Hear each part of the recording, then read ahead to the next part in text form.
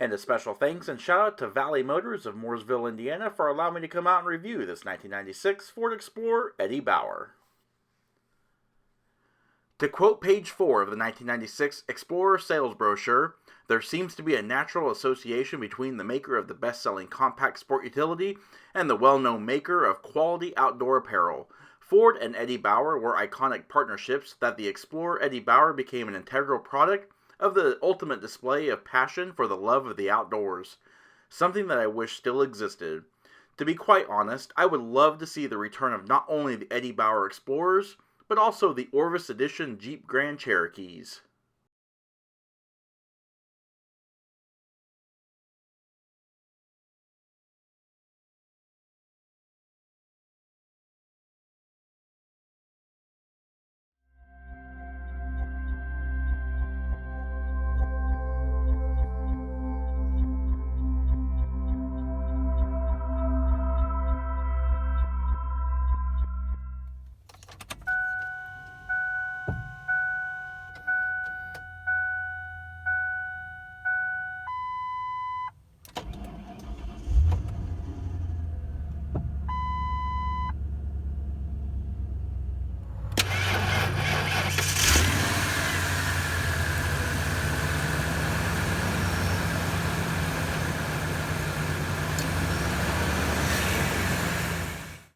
This 1996 Explorer is, of course, the Eddie Bauer all-wheel drive and is painted in deep emerald green metallic over saddle clearcoat metallic with the deep saddle leather interior. Ford introduced the Explorer in 1990 for the 1991 model year and became most famous in the 1993 Steven Spielberg classic Jurassic Park as tour vehicles 4 and 5. They met their fate, mostly 4, with the infamous T-Rex scene. In 1994, for the 1995 model year, Ford redesigned the Explorer, and despite a new interior and front and rear styling, the sides, doors, and roof all remained the same as the original. This body style would remain essentially the same until 2001. 1997 would see the introduction of the Mercury Mountaineer. And of course, as stated before, this vehicle is all-wheel drive, and it features a full-time viscous clutch 40-60 bias split system with no driver inputs necessary. Chassis changes were minimal, with the major changes in the retirement of the long-running twin I-beam front suspension for a more conventional short-long-arm wishbones.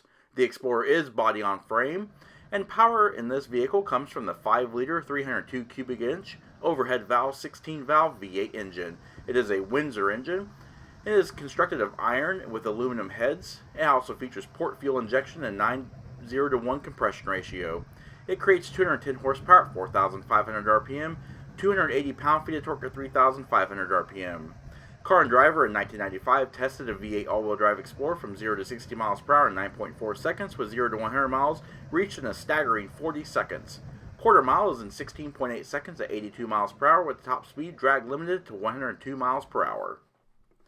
And the Explorer features a 21 US gallon fuel tank and consumes 7.1 gallons per 100 miles driven on an estimated total driving range of 294 miles. EPA fuel economy figures are 12 miles per gallon city, 17 miles per gallon highway, and 14 miles per gallon combined. Of interesting note, the Ford Explorer had the dubious honor of being the top 5 traded vehicles for the car allowance rebate systems, or cash for clunkers. The Explorer 4-wheel drive was number 1, and the Explorer 2-wheel drive was number 4.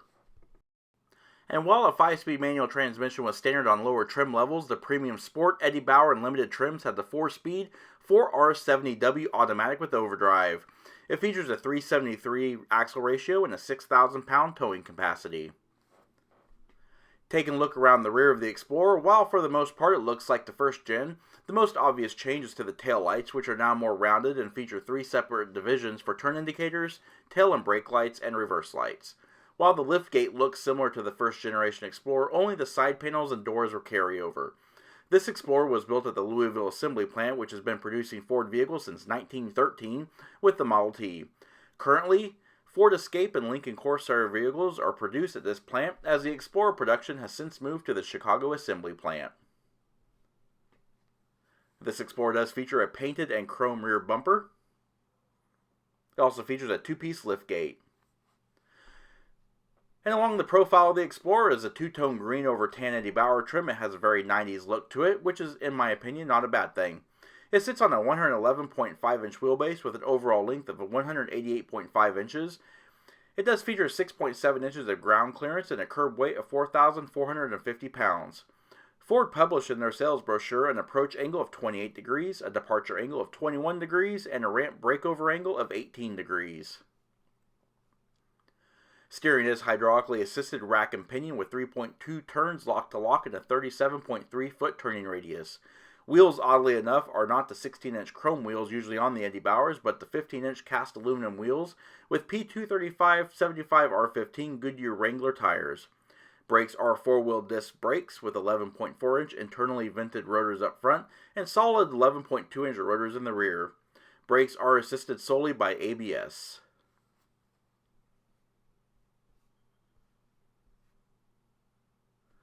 And take a look around the front. Up front, the Explorer's most notable outward change is from the boxy first-generation styling. Keeping in line with the Ranger pickup, the Explorer now features a more aerodynamically styled front clip with new rounded aero wraparound headlamps and halogen lights and turn indicators mounted on top of the main headlamps. The new grille is Ford's then popular Cheshire Cat-style grinning egg crate grille with the Ford oval mounted right directly in the middle.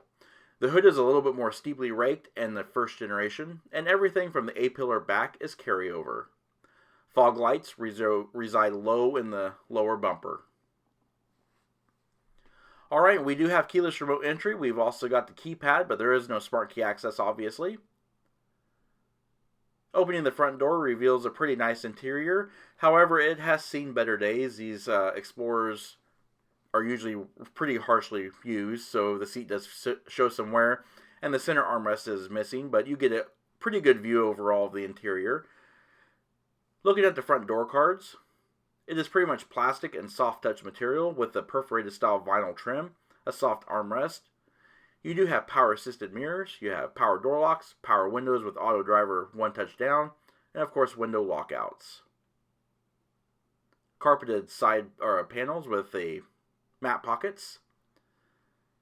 You've also got 6-way power seats with adjustable driver bolster and adjustable lumbar support. This seats do feature manual seat back adjustment.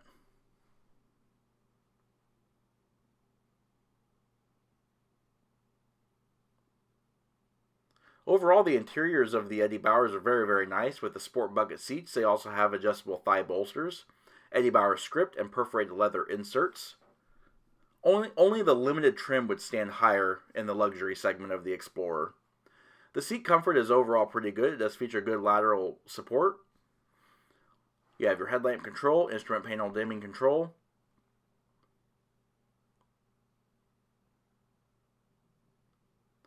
Alright, and panning through the interior, we're going to show some more details.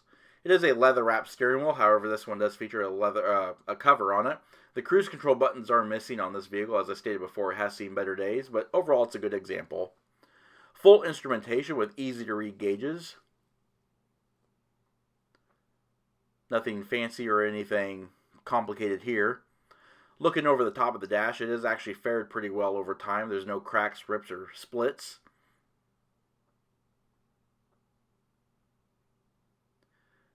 It is interesting to note that this Explorer would be the first generation of dual standard airbags in the domestic market. And we do have the premium AM/FM cassette player. It does have different band readouts as well as DSP imaging for the audio.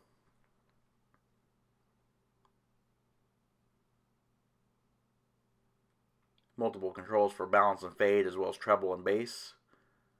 Kind of neatly into their own switches. Rear wiper washer controls, rear window defroster, and your fog lamp control. You've also got an electronically controlled single zone automatic climate. Fan speed adjustment, and have all your little panel divisions here.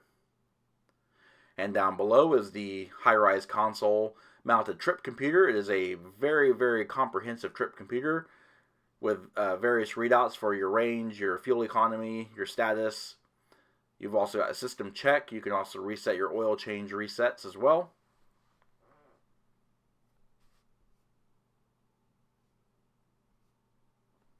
Moving down, you have your obligatory ashtray, dual front cup holders.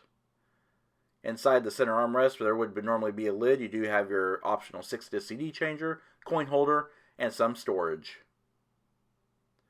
Overall, the interior is a pretty nice example of how the Explorers were in 1996. Overhead, we do have the optional electrochromatic rearview mirror. Features the you can actually manually dim the mirror, or you can use the automatic sensors. This vehicle is also equipped with automatic headlamp adjusting. You can adjust the sensitivity via this little slider here. And overhead, we do have a overhead console with readouts for your exterior temperature and as well as compass. Can also be in metric or English. Power sunroof controls.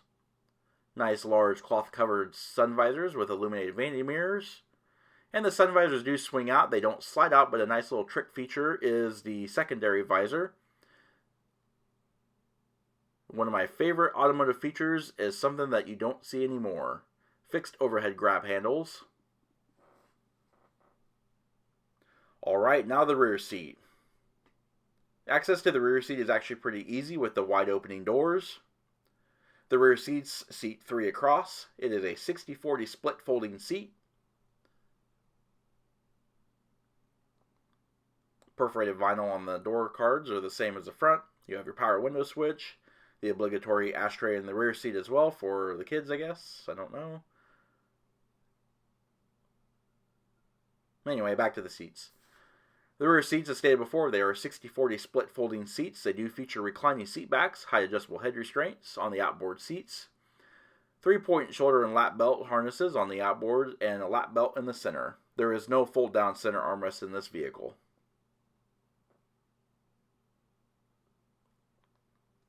Overhead, you have coat hooks and assist handles, as well as individual reading lights for the outboard seats.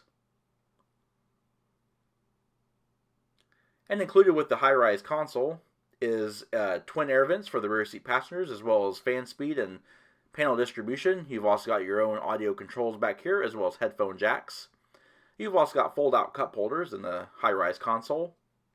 And of course, seat back mat pockets on the driver and passenger seat backs. At the base of the seat, there are 2 levers. This one here, if you push it, you can actually use it to recline the seat back. It doesn't recline all that much, but it was a pretty neat feature for the 90s. And to fold the seats is extremely easy. Just press this button to unlock the seats, but first you need to stow the headrest. You do not need to remove them like the Jeep Grand Cherokee. Just fold them flat like this. And then you press this to unlock the seat, and then the entire seat assembly will push forward. It does create a load flat floor and direct access to the cargo area. And this is the passenger side doing the same thing with the 60 split side. As you can see, it keeps one seat open and still reveals an enormous amount of cargo room.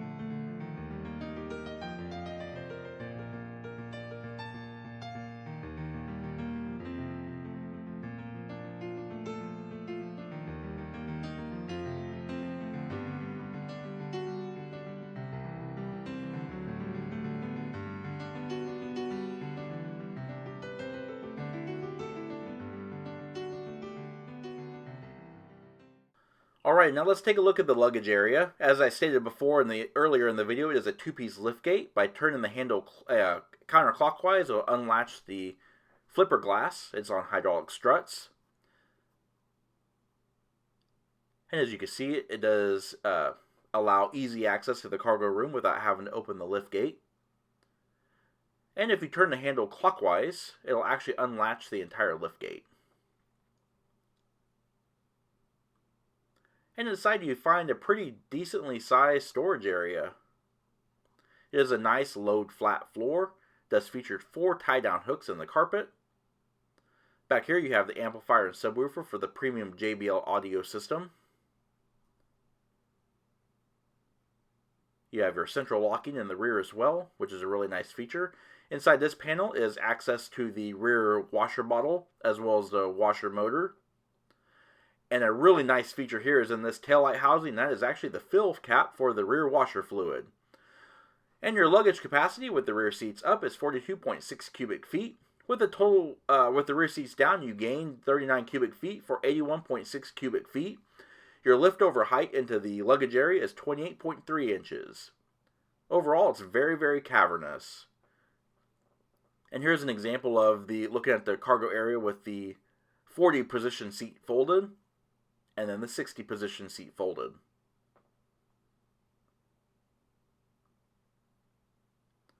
Alrighty, and this does conclude our in-depth walk-around look of the 1996 Ford Explorer Eddie Bauer. If you like this video and would like to see more, please comment down below. And also, don't forget to hit the like button and subscribe. And check out our Facebook page at facebook.com/neighborhoodcarreviews and Instagram at BrensoJ1. As always, thanks for watching.